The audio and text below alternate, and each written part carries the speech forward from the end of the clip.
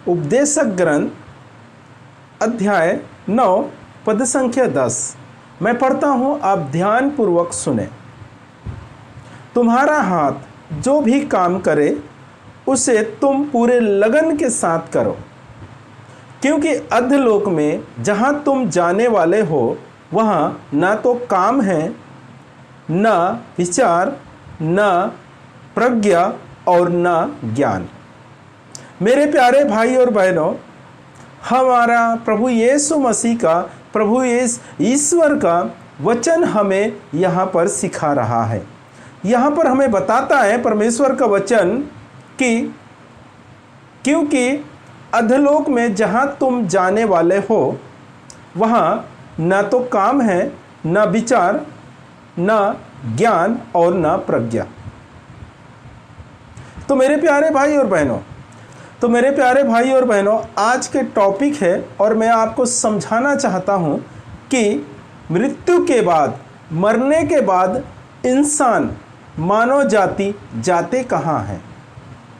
मरने के बाद इंसान कहाँ जाते हैं? ये बहुत बड़ा सवाल है, प्रश्न है, लोगों के दिमाग और दिल में बसे हुए हैं। लोग सोचते हैं मरने के बाद कहाँ जाएंगे। बहुत सारे विश्वासियों के मन में ये भी है कि स्वर्ग और नरक किसने देखा है, और कुछ विश्वासियों का सोच है कि मरने के बाद सीधा डायरेक्टली स्वर्ग जाते हैं। तो मेरे प्यारे भाई और बहनों, क्या ये सत्य है?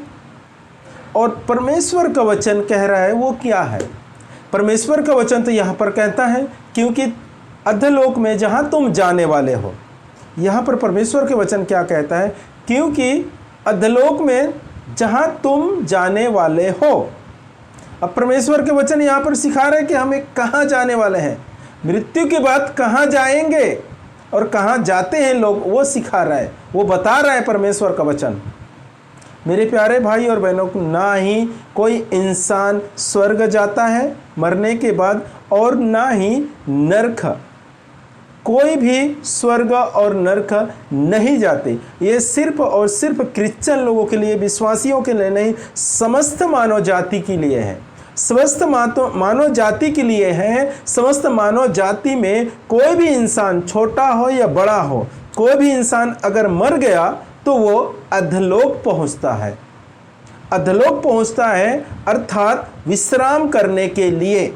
जिस प्रकार पिता ईश्वर 6 दिन काम किए और 7वां दिन विश्राम किए, उसी प्रकार समस्त मानव जाति, छोटा हो या बड़ा हो, कोई भी व्यक्ति अगर मर जाता है तो वो अधलोक में जाता है विश्राम करने के लिए। परमेश्वर का वचन कहता है ना तो वहाँ काम है, ना विचार, न ज्ञान और न प्रज्ञा। वहाँ कुछ भी नहीं है, वहाँ सिर्फ विश्राम है, आपको सोना ही है। प्रभु यीशु मसीह के दूसरा आगमन तक, प्रभु यीशु मसीह के दूसरा आगमन के समय सब के सब जी उठेंगे और प्रभु यीशु मसीह के सम्मुख उपस्थित हो जाएंगे। तो मेरे प्यारे भाई और बहनों, हमारे विश्वास यूँ होना चाहिए कि ना ही कोई स्वर्ग जाता है और ना ही नरक। मैं ये नहीं कहता कि स्वर्ग नहीं जाएंगे, मैं ये नहीं कहता कि नरक नहीं जाएंगे, सब जाएंगे, लेकिन अभी नहीं जाएंगे। अभी मरने के बाद लोग विश्राम करते हैं, अपने कार्य समाप्त करने के बाद लोग विश्राम करते हैं। इसीलिए सबसे पहले वचन में कहता है तुम्हारा हाथ जो भी काम करे उसे पूरी लगन के साथ करो, पूरी लगन के साथ करो, क्योंकि जहां तुम जाने वाले हो वहां ना तो काम है, ना विचार, ना ज्ञान, ना प्रज्ञा, वहां सिर्फ विश्राम है। तो जिस प्रकार पिता ईश्वर ने काम किया और 7वां दिन विश्राम किया, उसी प्रकार हम लोग भी पूरी ईमानदारी के साथ, पूरी लगन के साथ काम को करना है और अपने मृत्यु होने के बाद अधलोक में विश्राम करने के लिए जाना है। मृत्यु लोक में विश्राम करने के लिए जाना है। तो मेरे प्यारे भाई और बहनों, हमारे विश्वास होना चाहिए, हमारे विश्वास को जांचिए, हमारे विश्वास को देखिए। बहुत सारे विश्वासियों को ये नहीं मालूम मेरे प्यारे भाई और बहनों कि मरने के बाद कहाँ जाते हैं। बहुत से क्रिश्चियन, बहुत से विश्वासी लोग हैं जो मालूम ही नहीं है जिसको कि मरने के बाद लोग कहाँ जाते हैं, मरने के बाद कहाँ जाते हैं वो मालूम नहीं है। मेरे प्यारे भाइयों बहनों, और उसकी गलती नहीं है, और लोगों को जो अगवा हैं, जो प्रचारक हैं, उनका गलती रहते हैं जो सही उनको सिखाते नहीं हैं। और बहुत सारे विश्वासियों को भी गलती रहते हैं कि वो जो अगवा लोग कहते हैं, जो प्रचारक बता रहे हैं, उसी को मान लेते हैं, वचन की तरफ ध्यान देते ही नहीं हैं, वचन की तरफ ध्यान देते ही नहीं हैं, क्योंकि वो कभी बाइबल खोलते ही नहीं। क्योंकि विश्वासियों की गलती क्या है कि कभी बाइबल खोलते ही नहीं, कभी वचन पढ़ते ही नहीं। एक बार वचन पढ़ के अगर उल्टा पुल्टा भी सिखा रहे वो सामने वाला व्यक्ति, तो भी वो ताली बजाते हैं और अच्छा है बोल के हंसते हैं।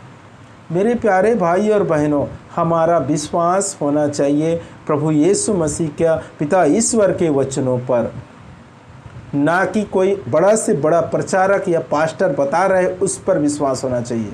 मेरे प्यारे भाई और बहनों, ठीक है आप विश्वास कीजिए कलीसिया में है, लेकिन उस जो प्रचार कर रहे हैं उस बातों को वचनों पे उतार के देखिए कि वचन पे वो सही उतरता है कि नहीं। देखो मैं आपको एक समझाने के लिए उदाहरण देता हूँ। मैं क्या बोलते हैं, शैतान का पुजारी हूँ। मैं उदाहरण दे रहा हूँ, मैं नहीं हूँ, मैं शैतान का पुजारी हूँ, और मेरा दृढ़ विश्वास है कि मैं स्वर्ग जाऊँगा, मेरा दृढ़ विश्वास है कि मैं स्वर्ग जाऊँगा। तो आप बताइए मुझे, मैं कार्य कौन किससे कर रहा हूँ? शैतान का पुजारी हूँ, शैतान का पूजा करता हूँ, शैतान का आराधना करता हूँ, और मेरा विश्वास क्या कह रहा है कि मैं स्वर्ग जाऊँगा। तो आप बताइए, वचनों से पढ़ के बताइए, वचनों के अनुसार बताइए मुझे कि मैं स्वर्ग जाऊंगा, स्वर्ग राज में प्रवेश करूंगा, स्वर्ग राज का अधिकारी हो जाऊंगा? नहीं होऊंगा, क्योंकि मैं शैतान का पुजारी हूं। मेरे विश्वास करने से क्या होगा? वचन क्या कहता है उसके अनुसार जब विश्वास करेंगे तब हम सही जगह पहुंच पाएंगे। और फिर हाल तो मेरे प्यारे भाई और बहनों, मैं आप लोगों को समझाना चाहता हूं कि मरने के बाद इंसान कहीं नहीं जाता, सिर्फ अधलोक में जाता है विश्राम करने के लिए। मैं एक परिवार का कहानी बताता हूँ। मैं आपको एक कहानी नहीं है, हकीकत है, उसको मैं आपको सुनाना चाहता हूँ, आपके पास रखना चाहता हूँ। देखो मैं एक परिवार में गया, वो विश्वासी, अच्छा विश्वासी है, उसका पिताजी ख़त्म हो चुका है। पिताजी ख़त्म हो गया। मैं उससे पूछा कि आपके पिताजी ख़त्म हो गया है तो अभी आप मुझे बताइए वो कहाँ पे हैं। तो उसने फट से जवाब दिया कि वो स्वर्ग में है, पिता ईश्वर के सम्मुख हम सब, हमारे परिवार के लिए प्रार्थना करता है। उसने कहा कि पिता ईश्वर के सम्मुख उपस्थित है और हम सब लोगों के लिए प्रार्थना करता है। मैं बोला ठीक है, अच्छा है आपका विश्वास। तो मुझे एक चीज़ और बताइए, जब 2 नवंबर आता है तो आप अपने पिताजी के कब्र को क्यों चूना लगाते हो? चूना लगा के फूल माला चढ़ाते हो, कैंडल जलाते हो, और 2000-3000 खर्चा भी करते हो उस पे सजाने के लिए सब चीज़, और फिर उसके बाद पुरोहित को बोलकर आप मिसा चढ़ाते हो। किस बात के लिए? कि मेरे पिताजी की आत्मा को शांति मिले। तो वो तुम्हारा पिताजी तो शांति के स्रोत के पास पहुंच चुका है, और फिर क्यों उसको कौन से शांति में पहुंचाना चाहते हो जिसके लिए मिसा चढ़ा रहे हो? तो वो कुछ क्षण के लिए मौन रह गया, क्योंकि उसे समझ नहीं पा रहा था कि अब मैं क्या बोलूं, क्योंकि बुरी तरह से फंस चुका है विश्वासी। फिर वो धीरे से कहा कि आप बताइए सच क्या है, आप बताइए कि सच क्या है। फिर मैं ये वचन को खोला, इसके साथ साथ बहुत सारे वचनों को खोल के उसे बचाया कि देखो वचन पे परमेश्वर क्या कहता है, परमेश्वर अपने वचनों के द्वारा हमें क्या सिखाता है और क्या बताता है। कि परमेश्वर का वचन कहता है, क्योंकि अधलोक में जहाँ तुम जाने वाले हो वहाँ ना तो काम है, ना विचार, ना प्रज्ञा और ना ज्ञान। तो तुम्हारे पिताजी वहाँ कैसे पहुंचकर क्या बोलते हैं प्रार्थना कर रहे हैं? तो वो फिर बातों वचन को समझ गया, और समझने के अनुसार उसने कहा कि मेरे से गलती हो गया, मेरे से गलती हो गया ये सब चीज़ समझने में, कि सचमुच हमारे पिताजी कहीं नहीं गया है, इस धरती के अंदर है, विश्राम कर रहा है। प्रभु यीशु मसीह आने के बाद तो फिर जी उठेगा, उसे नया शरीर मिलेगा और प्रभु यीशु मसीह के पास वो उपस्थित होगा। अगर उसका पिताजी स्वर्गराज के योग्य पाए जाएगा तो उसे स्वर्गराज मिलेगा, नहीं तो अर्थात नरक में डाला जाएगा। तो मेरे प्यारे भाई और बहनों, इस प्रकार से हमारा विश्वास कभी नहीं करना, हमारे विश्वास नहीं होना चाहिए। हमारा विश्वास एक ही होना चाहिए, दो नहीं। हम खाने के दांत अलग और दिखाने के दांत अलग नहीं करना, हमारा एक ही दांत रहना चाहिए। तो उस विश्वासी परिवार में कैसा हो गया, खाने का दांत अलग, दिखाने का दांत अलग, कार्य तो अलग कर रहे हैं और विश्वास अलग कर रहे हैं। जिस प्रकार मैं आपको उदाहरण देकर बताया कि मैं शैतान का पुजारी हूं और मैं विश्वास करता हूं कि मैं स्वर्गराज में प्रवेश करूंगा, तो क्या मैं सचमुच स्वर्गराज में प्रवेश कर पाऊंगा? कभी नहीं कर पाऊंगा। मेरे प्यारे भाई और बहनों, इस प्रकार के आपका भी विश्वास नहीं होना चाहिए। आपका विश्वास ये होना चाहिए कि प्रत्येक व्यक्ति मरने के बाद प्रभु यीशु मसीह का वचन के अनुसार वो अधोलोक में विश्राम करने जाते हैं, अधोलोक पहुंच जाते हैं। आइए मैं परमेश्वर का एक वचन और सुनाता हूं आपको। संत यूहन्ना के सुसमाचार अध्याय 5 वचन 28 में कहता है, इस पर आश्चर्य ना करो, वह समय आ रहा है जब वे सब जो कब्र में हैं उसकी वाणी सुनकर निकल आएंगे। मेरे प्यारे भाई और बहनों, यहाँ पर परमेश्वर का वचन कहता है कि आश्चर्य ना करो, आश्चर्य नहीं करना कि ये सत्य है कि जो लोग कब्र में सोए हुए हैं, कब्र में पड़े हुए हैं, वो उसकी वाणी सुनकर दूसरे आगमन का जब तुराही बजेगा तो उस तुराही की आवाज़ सुनकर सब जी उठेंगे। ऐसे नहीं कि स्वर्ग में पहुंचा है, उनको बुलाने के लिए जाएगा एक स्वर्गदूत, चलो चलो आपका न्याय होगा, चलो चलो चलो, ऐसा होगा क्या? नहीं मेरे प्यारे भाई और बहनों, सभी लोग इस अधोलोक में सोए हुए हैं, विश्राम कर रहे हैं। इस दुनिया में कभी ना कभी आप देखे होंगे कि तंत्र मंत्र करने वाले किसी किसी व्यक्ति को उठाते हैं। कहाँ से उठाते हैं? जमीन से उठाते हैं तंत्र मंत्र से और अपने कार्य करवाते हैं। स्वर्ग से नहीं बुला सकते किसी को, इस जमीन में सोए हुए हैं उसके शांति भंग करते हैं। जिस प्रकार आप देखिए समूएल का पहला ग्रंथ अध्याय 28 पद संख्या 3 से पढ़ेंगे तो आपको पूरी कहानी मालूम हो जाएगा। समूएल रामा में दफनाया गया था, उसके गांव कौन सा था? रामा, वहां पे उसे दफनाया गया था। और उस समय राजा कौन था? साउल, साउल राजा था। तो साउल ने परमेश्वर के विरुद्ध काम किया और परमेश्वर ने उसको नकार दिया और फिर दाऊद को नियुक्त किए नया राजा के रूप में। साउल को छोड़ दिया परमेश्वर ने। तो साउल जब उसके विरोधी लोग उसके ऊपर लड़ाई करने, आक्रमण करने के लिए जब पड़ाव डाला तो साउल कांप उठा उनके सैनिक को देखा तो साउल ने फिर प्रार्थना किया पिता ईश्वर से, लेकिन ईश्वर ने कोई भी जवाब नहीं दिया, न सपने द्वारा न नबियों द्वारा, ऐसा वहाँ पर लिखा है। फिर साउल ने क्या किया? भूत प्रेत का जो साधना करता है उसके पता लगाने के लिए बोला और रात में अपने वस्त्र चेंज करके उससे मिलने गए। उस स्त्री ने साउल के लिए भूत साधना किया, भूत प्रेत का साधना किया और सामुएल को उठाया। सामुएल जो बाहर आया तो कहता है, सामुएल जो बाहर आया तो साउल से कहता है, क्यों मेरी शांति भंग किए, मुझे क्यों ऊपर बुलाए, ऊपर मुझे क्यों बुलाए? ये उसने उत्तर दिया।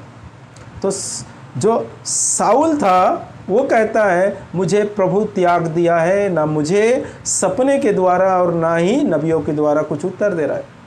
तो हम यहाँ पर क्या देखते हैं कि जो सामुएल है वो इस धरती पर सोए हुए थे और उसे साउल अपने जानकारी लेने के लिए वो भूत प्रेत की साधना करने वाले एक बाई के द्वारा तंत्र मंत्र से उठाए उसे। तो मेरे प्यारे भाई और बहनों, ऐसे जब वचन जब पढ़ेंगे तो आपको मालूम होगा, सचमुच मालूम होगा कि लोग स्वर्ग नहीं जाते, नरक नहीं जाते, इस धरती पर सोए रहते हैं, विश्राम करते हैं प्रभु यीशु मसीह के आने तक। आपको जो लोग बहकाते हैं उसे ये वचन दीजिए। आप लोगों को जो लोग बहकाते हैं, ऐसे बताते हैं और पैसे लूटते हैं, उन लोगों को ऐसे वचन जरूर सुनाइए। मेरे प्यारे भाई और बहनों, आप लोग मूर्ख ना बने, सियाना बने, मूर्ख ना बने, क्योंकि आप लोगों को प्रभु यीशु मसीह के नाम पर पिता ईश्वर का आत्मा मिला है। वो सत्य का आत्मा, और सत्य को जानना प्रत्येक व्यक्ति का परम धर्म है। उसे अधिकार है कि सत्य को जाने, सत्य के प्यासा हो जाइए। मेरे प्यारे भाइयों और बहनों, मैं आप लोगों को कुछ बातों से, कुछ वचनों से समझाया। मुझे आशा है कि आप लोग समझ गए होंगे। और मैं नया प्रचारक हूँ, बहुत बड़ा प्रचारक नहीं हूँ, लेकिन बहुत परमेश्वर के वचनों को जानता हूँ, उसके रहस्यमय बातों को जानता हूँ। अगर आपको और कुछ रहस्यमय बातें चाहिए तो मुझे कमेंट कीजिए, मैं अवश्य बताने की कोशिश करूँगा। और जो लोग मुझे पागल समझते हैं उनके लिए भी मैसेज देता हूँ, परमेश्वर की नज़र में मैं पागल नहीं हूँ, आपके नज़र में पागल हूँ, क्योंकि सत्य बाकी लोग स्वीकार नहीं कर सकते। जो सत्य, जिसके अंदर सत्य की आत्मा है, वही कैच करता है। मैं आपको एक उदाहरण देता हूँ। बाल को अगर आप दीवार पे मारे तो वापस आ जाएगा आपके पास। अगर वहीं एक चुंबक रखो और लोहे को मारो तो कैच करता है। उसी प्रकार वचन जब हम फेंक रहे हैं या दे रहे हैं, तो ईश्वर के वचन को वही कैच करेगा जिसके अंदर ईश्वर की आत्मा है। जिसके अंदर ईश्वर की आत्मा है, एक्टिव है आत्मा, वही कैच करता है। बाकी लोग हम सबको, हमारे जैसे प्रचारक को पागल समझते हैं। मेरे प्यारे भाई और बहनों, इस वचनों के द्वारा आप समझ गए और आपको ये वचन भरपूर मात्रा में आशीष प्रदान करे।